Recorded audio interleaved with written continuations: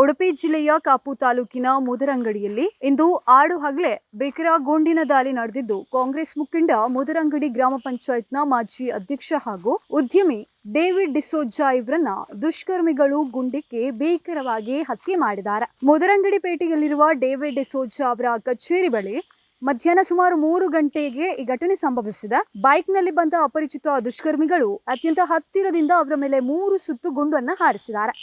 ಒಂದು ಗುಂಡು ಡೇವಿಡ್ ಅವರ ಹಣೆಗೆ ತಗುಲಿದ್ರೆ ಇನ್ನು 2 ಗುಂಡುಗಳು ಕೈಗೆ ಬಿದ್ದಿದೆ.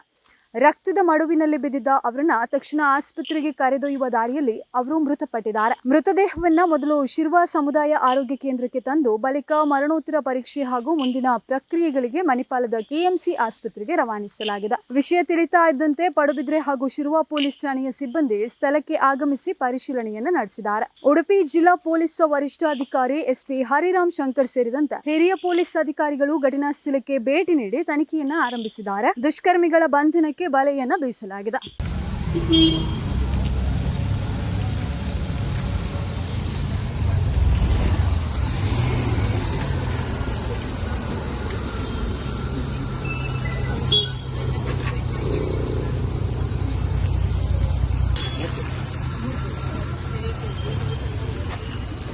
ಅದ್ರ ಹಿಂದೆ ನೋಡಿ